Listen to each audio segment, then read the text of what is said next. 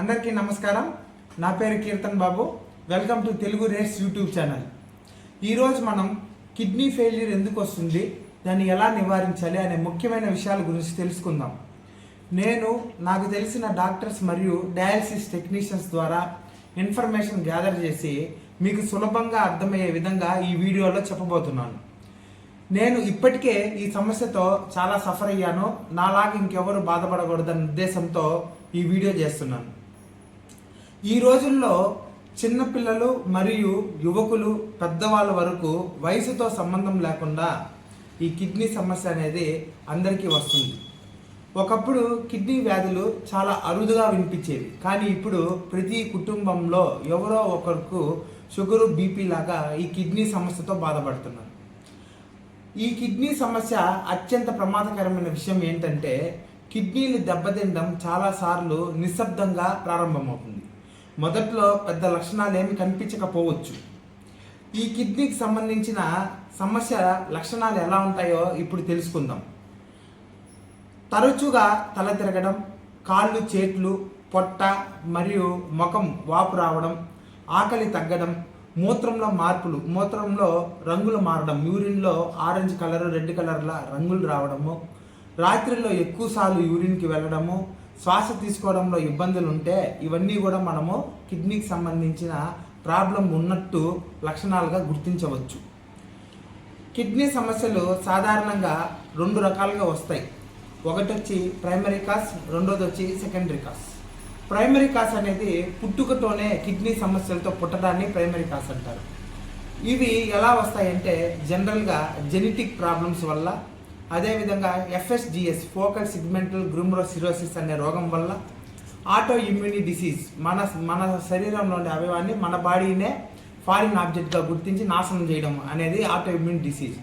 అదేవిధంగా పుట్టుకతో ఒక కిడ్నీ మాత్రమే పుట్టడము, అదేవిధంగా కిడ్నీ సైజు పుట్టిన తర్వాత పెరగకపోవడము, ఇవన్నీ కూడా కిడ్నీకి సంబంధించిన లక్షణాలుగా మనము గుర్తించవచ్చు ప్రైమరీ కాజ్లో. సెకండరీ కాజ్ అనేది దేని మీద ఆధారపడి ఉంటుందంటే, మన జీవన శైలి లేదా ఆరోగ్య సమస్యల వల్ల ఈ సెకండరీ కాజ్ అనేది మనం గురవుతాం అన్నమాట. దీంట్లో ముఖ్యమైన కారణం ఏంటంటే, ఈ కాలంలో అందరికీ బీపీ అనేది ఉండడం జరుగుతుంది. అందులో హై బీపీ కంట్రోల్లో లేకపోవడం వల్ల మనకి ప్రాబ్లం అనేది వస్తుంది. నార్మల్గా బీపీ అనేది 120/80 ఉండాలి. దానికన్నా ఎక్కువ ఉన్నట్టయితే అప్పుడు మనం హై బీపీకి గురైనామని అర్థం చేసుకోవచ్చు. అదేవిధంగా డయాబెటీస్, దీన్నే షుగర్ అని కూడా అంటారు. ఇది కంట్రోల్లో లేకపోవడం వల్ల కూడా కిడ్నీ సమస్య అనేది ఏర్పడుతుంది. ఎక్కువసేపు కూడా యూరిన్ ఓల్డ్ చేయడం, ఇలా ఎక్కువసార్లు చేయడం వల్ల కూడా కిడ్నీలు అనేది డ్యామేజ్ అవుతుంది. ఎలా అంటే యూరిన్ వచ్చి వెనక్కి కిడ్నీలోకి వెళ్ళి కిడ్నీస్ని డ్యామేజ్ చేస్తూ ఉంటాయి. అదేవిధంగా యూరినరీ ట్రాక్ ఇన్ఫెక్షన్ మరియు ఇతర ఇన్ఫెక్షన్లు బాడీని అటాక్ చేసినప్పుడు కూడా ఇవి కిడ్నీ మీద ప్రభావం చూపించి కిడ్నీని అనేది డ్యామేజ్ చేస్తూ ఉంటాయి. అదేవిధంగా బాడీని మనము ఎక్కువగా డీహైడ్రేషన్ గురి చేయడం, బాడీకి తగినంత నీరు అనేది మనము ఇవ్వకపోవడం వల్ల కూడా మనకి ఈ కిడ్నీ సంబంధించిన వ్యాధులు అనేది వస్తూ ఉంటాయి. పెయిన్ కిల్లర్ ట్యాబ్లెట్స్ని డాక్టర్ సలహా లేకుండా ఎక్కువ కాలం వాడడము, అదేవిధంగా జంక్ ఫుడ్ ఎక్కువగా తీసుకోవడము, ఉప్పు ఎక్కువగా తినడం వల్ల కూడా ఈ కిడ్నీ సంబంధించి వ్యాధులు అనేది వస్తూ ఉంటాయి. అదేవిధంగా ఆల్కహాల్ మరియు స్మోకింగ్ హ్యాబిట్ ఎక్కువ ఉన్న వాళ్ళకి కూడా ఈ కిడ్నీ డ్యామేజ్ అవ్వడం అనేది ఎక్కువగా అయ్యే ఛాన్స్ అనేది ఎక్కువ ఉందన్నమాట. మన శరీరంలో కిడ్నీ చాలా ముఖ్యమైన అవయవం. ఎందుకంటే ఇది మనకి రోజు రక్తాన్ని శుభ్రం చేసి మన రక్తంలో ఉన్న విష పదార్థాలు, మలినాలని మూత్రం ద్వారా, యూరిన్ ద్వారా మన శరీరంలోంచి బయటకు పంపిస్తూ ఉంటాయి. శరీరంలోని నీటి విలువని బ్యాలెన్స్ చేస్తూ ఉంటాయి. మన శరీరానికి ఎంత నీళ్ళు కావాలో అంత నీరు బాడీలో ఉంచుకొని మిగిలింది యూరిన్ ద్వారా బయటకు పంపిస్తూ ఉంటుంది. అదేవిధంగా బ్లడ్ ప్రెషర్ని కూడా నియంత్రిస్తూ ఉంటుంది కిడ్నీ ఒక రకంగా. అదేవిధంగా కిడ్నీ కొన్ని హార్మోన్స్ని మన బాడీలోకి విడుదల చేస్తూ ఉంటాయి. దానివల్ల ఎర్ర రక్త కణాలు కూడా ఉత్పత్తి అయ్యేదానికి కూడా కిడ్నీ చాలా ఉపయోగం అనేది పడుతూ ఉంటుంది. కిడ్నీలు పూర్తిగా దెబ్బతింటే జీవితం ఒక్కసారిగా మారిపోతుంది. ఎందుకంటే మనము నెక్స్ట్ డయాలసిస్ చేసుకొని ఆర్టిఫిషియల్ కిడ్నీ ద్వారా మన జీవితాన్ని కొనసాగించాల్సి వస్తుంది. అప్పుడు మన శరీరానికి ఎక్కువగా మందులు టాబ్లెట్స్ మెడిసిన్స్ వాడాల్సి వస్తుంది. దాని ద్వారా హాస్పిటల్ ఖర్చులు పెరుగుతాయి, శరీరం చాలా బలహీనపడుతుంది, ఇమ్యూనిటీ పవర్ తగ్గుతుంది. అదేవిధంగా బాడీ అనేది చాలా శారీరకంగా మానసికంగా చాలా ఒత్తిడికి గురవుతుంది. ఇది ఒక రోగికి మాత్రమే కాదు, ఆ రోగితో ఉన్న కుటుంబానికి మొత్తంగా భారంగా మారుతుంది. అందుకే నేను ఎప్పుడు చెప్తాను, prevention is better than cure. మీరు కూడా దయచేసి గుర్తుపెట్టుకోండి. ముఖ్యంగా వేసవి కాలంలో మరింత జాగ్రత్త అవసరం. ఎందుకంటే మనము ఎక్కువ వేడి వల్ల డీహైడ్రేషన్కి త్వరగా గురవుతాం. దీనివల్ల శరీరంలో నీరు తగ్గిపోతుంది. ఆ నీరు తగ్గిపోయినప్పుడు ఏం జరుగుతుందంటే కిడ్నీలపై ఒత్తిడి పెరుగుతుంది. కాబట్టి వేసవిలో తప్పకుండా కొన్ని సూచనలు పాటించాలి. అవేంటంటే రోజు మన శరీరానికి తగినంత నీరు అనేది మనము అందించాలి, నీరుని బాగా తీసుకోవాలి. ఎక్కువసేపు ఎండలో తిరగకుండా ఈ ఎండాకాలంలో నివారించాలి. బాడీని డీహైడ్రేషన్ గురి కాకుండా చూసుకోవాలి. కూల్ డ్రింక్స్ జంక్ ఫుడ్ని చాలా వరకు తగ్గించాలి.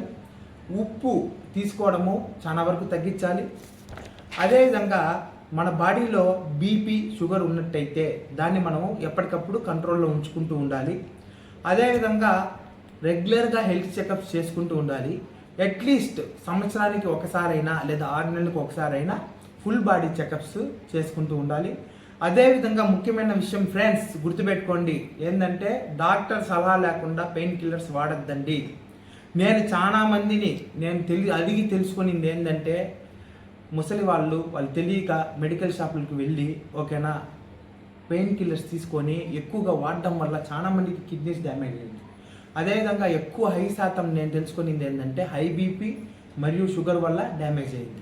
ఎక్కడో రేర్ కేసెస్ ఓకేనా ప్రైమరీ కాజ్ వల్ల జెనెటిక్స్ FSGS లాంటి రోగాలకి గురవడం అనేది జరిగింది. మన కిడ్నీ ఆరోగ్యం తెలుసుకోవడానికి చాలా సింపుల్ టెస్టుల ద్వారా కూడా మనం తెలుసుకోవచ్చు. ఒకటి బ్లడ్ టెస్ట్, సెకండ్ వచ్చి యూరిన్ టెస్ట్, అదేవిధంగా స్కానింగ్ ద్వారా. బ్లడ్ టెస్ట్లో మనము చాలా తక్కువ అమౌంట్తో serum creatinine test, blood urea test ద్వారా మన కిడ్నీ పనితీరుని తెలుసుకోవచ్చు.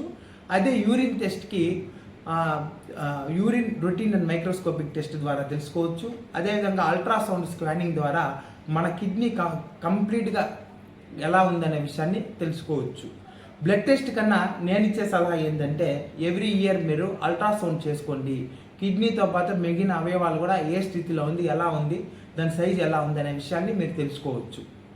ఈ పరీక్షల ద్వారా కిడ్నీ పనితీరుని ముందుగానే తెలుసుకోవచ్చు. అదేవిధంగా ఏదైనా సమస్య ఉంటే ఎర్లీ స్టేజ్లోనే చాలా వరకు మనము కిడ్నీని డ్యామేజ్ అవ్వకుండా రక్షించుకోవచ్చు. అదేవిధంగా ఏదైనా మెడిసిన్స్ వాడి కూడా ఈ కిడ్నీ డ్యామేజ్ని తగ్గించవచ్చు. ముఖ్యంగా నాదొక చిన్న అభ్యర్థన ఫ్రెండ్స్, ఇది చాలా వరకు గుర్తుపెట్టుకోండి. ప్రతి కుటుంబానికి తప్పకుండా హెల్త్ ఇన్సూరెన్స్ అనేది తీసుకోండి. ఎందుకంటే ఒక పెద్ద అనారోగ్య సమస్య వచ్చినప్పుడు మెడికల్ ఖర్చులు ఈ రోజుల్లో లక్షల్లో ఉంటున్నాయి. ఆ సమయంలో కుటుంబం ఆర్థిక కష్టంలో పడకుండా ఉండాలంటే మనమందరూ హెల్త్ ఇన్సూరెన్స్ తీసుకోవాలి. మనతో పాటు మన కుటుంబ సభ్యులకు కూడా మనం హెల్త్ ఇన్సూరెన్స్ చేసుకోవాలి. మన ఆరోగ్యం మన బాధ్యత, మన కుటుంబం భవిష్యత్తు మన చేతుల్లోనే ఉంది. ఈ వీడియో ఉపయోగకరంగా అనిపిస్తే తప్పకుండా మీ కుటుంబ సభ్యులకి ఫ్రెండ్స్కి షేర్ చేయాల్సిందిగా నేను కోరుకుంటున్నాను. అందరూ ఆరోగ్యంగా ఉండాలి అని కోరుకుంటున్నాను. వందే మాత్రం. జై హింద్, జై శ్రీరామ్. ధన్యవాదాలు.